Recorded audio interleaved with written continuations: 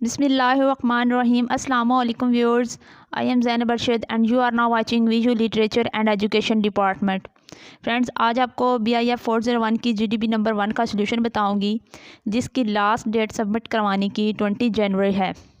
तो चलिए स्टार्ट करते हैं।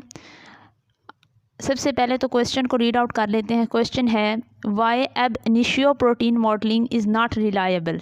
अब आपने जो है रीज़न बतानी है कि जो रिलायबल नहीं है अब इनिशियो प्रोटीन मॉडलिंग, वो क्यों नहीं है। अच्छा, अब अपनी इसके इंस्ट्रक्शंस पढ़ लें। Please write your answer in 2 to 3 lines. More than 3 lines answer will be detect the marks है। ठीक है, तो आपने 2 और 3 लाइन्स के अंदर ही आंसर देना है। 3 लाइनें ज़्यादा से ज़्यादा हों, इससे ज़्यादा आप 3 लाइन से ज़्यादा आपने आंसर नहीं देना, वरना आपके आंसर में से नंबर कटेंगे।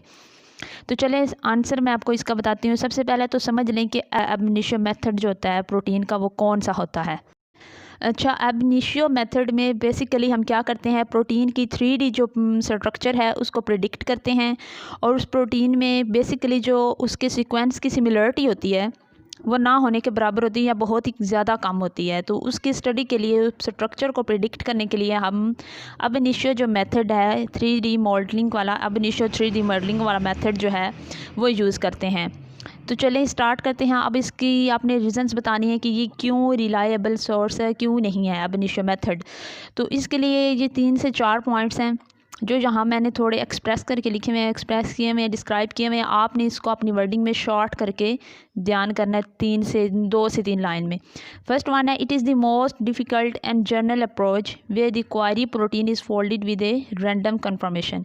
यानी प्रोटीन इतनी हाईली रैंडम कन्फर्मेशन से फोल्ड हुई होती है कि इसको इस तरीके से प्रोटीन की स्ट्रक्चर को इस तरीके से प्रिडिक्ट करना मुश्किल हो जाता है। तो ये एक डिफ़िकल्ट मेथड है। ठीक है, तो ये आपने फर्स्ट पॉइंट में लिखना है, जिसमें आपने लिखना है it is the most difficult and general approach. Okay, second one है, this is a non physical method. Okay, ये फिजिकल मेथड नहीं है, इसका मतलब है that it is does not use structural conformation. ये स्ट्रक्चरल जो कन्फर्मेशन है उसको यूज़ नहीं करता।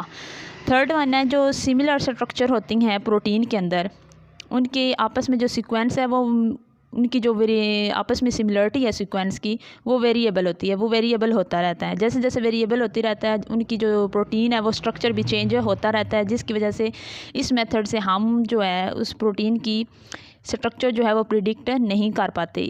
यानी इस मेथड को इतना जो है एक्यूरेट होना चाहिए था कि वो इसको बयान कर पाता।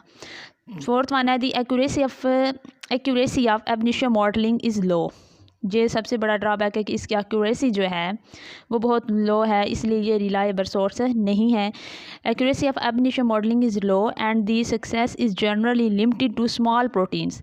यानी जो स्मॉल प्रोटीन्स हैं उनके स्ट्रक्चर को प्रिडिक्ट करने के लिए ये मेथड जनरली यूज़ किया जाता है। ये ठीक है, उसके लिए रिलायबल है। लेकिन जो स्मॉल प्रोटीन्स के अलावा जो बिग लार्ज जो प्रोटीन्स हैं उनके लिए ये मेथड ज़्यादा यूज़फुल नहीं है। उनके जो रिज़ल्ट आएगा उसके बड़े लार्ज प्रोटीन की स्ट्रक्चर को प्रिडिक्ट करने में, उधर वो एक्यूरेट रिज़ल्ट हमें ये वाला मेथड नहीं देगा।